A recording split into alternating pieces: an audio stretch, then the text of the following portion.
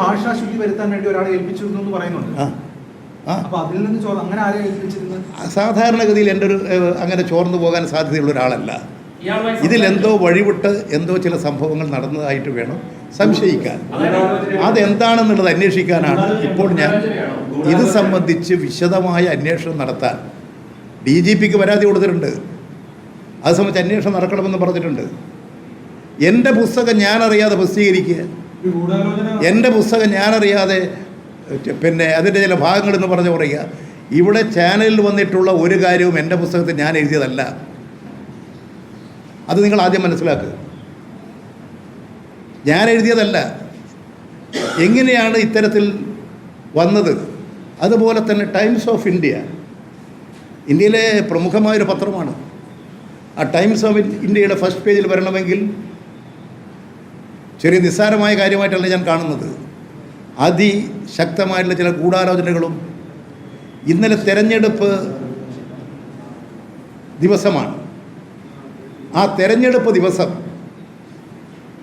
ഇത്തരമൊരു പ്രഖ്യാപനങ്ങളും നടപടികളും വന്നത് ആസൂത്രിതമാണ്. ഇവിടെ 3 മണ്ഡലങ്ങളിൽ, ഒരു ലോകസഭാ മണ്ഡലം, 2 നിയമസഭാ മണ്ഡലം, ഈ 2 മണ്ഡലങ്ങളിലും ഇടതുപക്ഷം ശക്തമായി മുന്നേറുകയാണ്. പാലക്കാടും അതുപോലെ തന്നെ ചേലക്കരയും ഇടതുപക്ഷം ജയിക്കും. അവിടെ കോൺഗ്രസ് ദയനീയമായി തോൽക്കും, BJP തോൽക്കും. ഈ ഒരു രാഷ്ട്രീയ സാഹചര്യം ഉയർന്നു വരുമ്പോൾ ആ രാഷ്ട്രീയ സാഹചര്യത്തെ ഇല്ലായ്മ ചെയ്യാം എന്ന് ധരിച്ച് ആസൂത്രിതമായി നടത്തിയതാണ് ഇത്. ഈ തെരഞ്ഞെടുപ്പിൽ മാത്രമല്ല, കഴിഞ്ഞ ലോകസഭാ തെരഞ്ഞെടുപ്പിൻ്റെ ദിവസം ഏതാണ്ട് 2023 ആദ്യമാണ് എന്നെ കാണാൻ BJPയുടെ അഖിലേന്ത്യാ നേതാവ്, ഒരു മുൻമന്ത്രിയായിട്ടുള്ള ജാവേദ് ഖർ, അദ്ദേഹം കടന്നു പോകുമ്പോൾ ഞാൻ അവിടെ ഉണ്ടെന്ന് പറഞ്ഞിട്ട് എന്നെ കാണാൻ പറ്റും. അദ്ദേഹം എന്നോട് പറയും, ഞാൻ തന്നെ അത്ഭുതപ്പെട്ടതാണ്. അദ്ദേഹം പറഞ്ഞു, ഞാൻ ഇവിടുത്തെ ഇപ്പോഴത്തെ BJPയുടെ ഒരു പ്രധാനിയാണ്, അദ്ദേഹത്തിൻ്റെ സ്ഥാനമൊക്കെ പറഞ്ഞു. അതുകൊണ്ട് ഞാൻ ഇവിടുത്തെ എല്ലാ രാഷ്ട്രീയ പാർട്ടിക്കാരെയും കണ്ട് പരിചയപ്പെടാൻ വേണ്ടി വന്നതാണ്. നിങ്ങളെ കണ്ടതിൽ സന്തോഷം. ഞാൻ പറഞ്ഞ സന്തോഷം, എനിക്കൊരു പരിപാടിയുണ്ട്, ഞാൻ പോകും. 5 മിനിറ്റ് കൊണ്ട് ഞങ്ങളോട് പോയി. എന്താ പത്രക്കാർ നിങ്ങൾ ചെയ്യുന്നത്?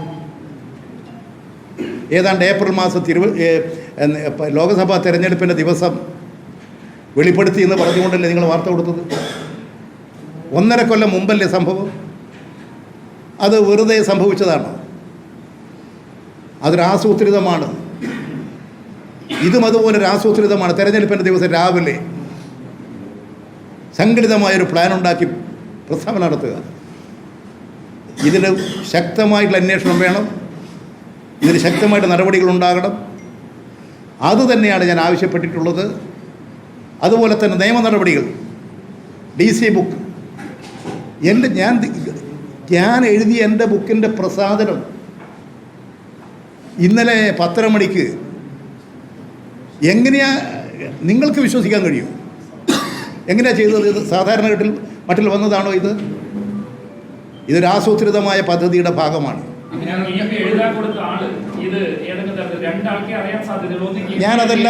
ഞാനതെല്ലാം പരിശോധിക്കുകയാണ്. ഒരു കാര്യം, DC ബുക്സിന് എൻ്റെ പുസ്തകത്തിൻ്റെ ഭാഗമെന്ന പേരിൽ തന്നെ പ്രസിദ്ധീകരിക്കാൻ എന്താ അവകാശം? ഞാൻ അവരെ അധികാരപ്പെടുത്തിയിട്ടുണ്ടോ? എന്ത് കരാറ്? ഞാൻ പറയട്ടെ, ഞാൻ ഈ പുസ്തകം എഴുതി പൂർത്തിയാക്കിയിട്ടില്ല.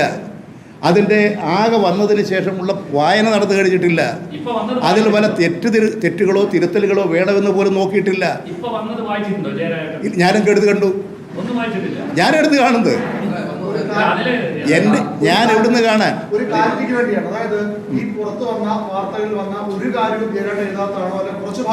ഈ നിങ്ങൾ ഇന്നലെ ചാനലിൽ പ്രക്ഷേപണം നടത്തിയ എല്ലാ കാര്യം എനിക്ക് അറിഞ്ഞുകൂടാ. അതാണ് ഞാൻ കണ്ടത്. അതുകൊണ്ടാണ് ഞാൻ പറയുന്നത്. ഇനി എന്തെങ്കിലും ഉണ്ടോ എന്നുള്ളത് വായിച്ചാലേ പറയാൻ പറ്റൂ. എൻ്റെ പുസ്തകത്തിൻ്റെ പേരിൽ എന്തടിസ്ഥാനത്തിലാണ് ഇങ്ങനെ പ്രസിദ്ധീകരിക്കുന്നത്? ആ പറഞ്ഞിരിക്കുന്ന ഒരു കാര്യവും ഞാൻ എഴുതിയതല്ല. എങ്ങനെ വന്നു? ഒരു കാര്യം നിർത്തി ചോദിച്ചോട്ടെ. അങ്ങനെയാണെങ്കിൽ ഈ അങ്ങയുടെ പുസ്തകം പ്രസാദനം ചെയ്യുന്നു എന്ന് പറഞ്ഞ് പുറത്തിറങ്ങുന്നു എന്നാണ് പറയുന്നത്. പ്രസാദനം ചെയ്യുന്നു എന്ന് പറഞ്ഞ് DC ഒരു Facebook പോസ്റ്റ്, അവരുടെ Twitter ഹാൻഡിലും Facebook ഹാൻഡിലും ഒക്കെ ഇടുന്നുണ്ട്. അത് ജയരാജനെ ടാഗ് ചെയ്തിട്ടുണ്ട്. ജയരാജന്റെ പേരിനോടുകൂടി ആ പേജിനോടുകൂടി ടാഗ് ചെയ്തിട്ടുണ്ട്. എന്നിട്ട് ജയരാജൻ അറിഞ്ഞിട്ടില്ല. ടാഗ് ചെയ്തിട്ടുണ്ട്. എവിടെ? ഇൻസ്റ്റാഗ്രാം,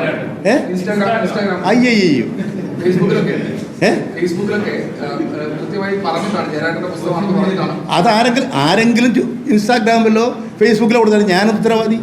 ഞാനെവിടെ നിന്ന് അറിയുന്നത്? ഞാൻ ഇന്ന് അറിയുന്നത് ഇന്നലെ രാവിലെ ഉറങ്ങി എഴുന്നേറ്റ് എനിക്കൊരു പരിപാടിക്ക് പോകണം.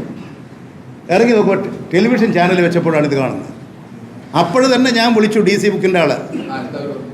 ഇങ്ങനെ നിങ്ങൾ കൊടുത്തു എന്ന് പറഞ്ഞ് ഇങ്ങോട്ട് വാർത്ത കാണുന്നുണ്ടല്ലോ. അപ്പോൾ അവർ പറഞ്ഞു അതിൻ്റെ ആൾ ഇവിടെ ഇല്ല, അദ്ദേഹം വിദേശത്താണ്. ഞാൻ അയാളോട് അടിയന്തരമായി വിളിക്കാൻ പറ.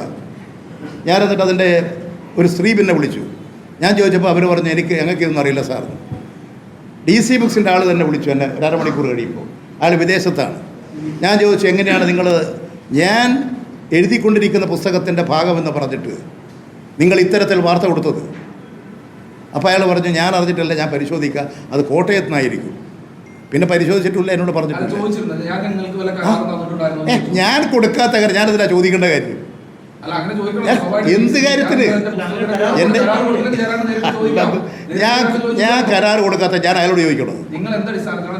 അതിനല്ലേ ഞാൻ ചോദിച്ചത്. ഞാൻ അയാളോട് നിങ്ങൾ കരാർ എന്തിനോട് ചോദിക്കണം?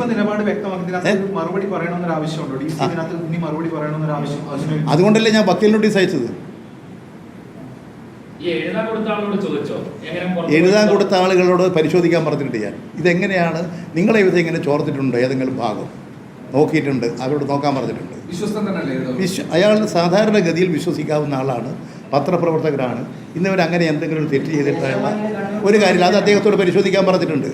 അദ്ദേഹത്തിന് ഞാൻ എഴുതി കൊടുത്ത അദ്ദേഹം തയ്യാറാക്കിയിട്ടുള്ളതിൽ നിന്ന് ഇത് മോഷണം പോയിട്ടുണ്ടോ, ഇത് എങ്ങോട്ട് നഷ്ടപ്പെട്ടു പോയിട്ടുണ്ടോ, ഏതെങ്കിലും ആളുകൾ സൂത്രത്തിൽ കൈവശപ്പെടുത്തിയിട്ടുണ്ടോ എന്ന കാര്യം പരിശോധിക്കാൻ അദ്ദേഹത്തോട് പറഞ്ഞിട്ടുണ്ട്. അദ്ദേഹം ഇന്നലെ ഇല്ല, അദ്ദേഹം പുറത്തൊരു സ്ഥലത്ത് പോയതാണ്. 2 ദിവസം കഴിഞ്ഞാൽ അത് തിരിച്ചു വരും. അപ്പോഴേക്ക് അദ്ദേഹം വന്ന് ഇത് പരിശോധിക്കാമെന്ന് പറഞ്ഞിട്ടുണ്ട്.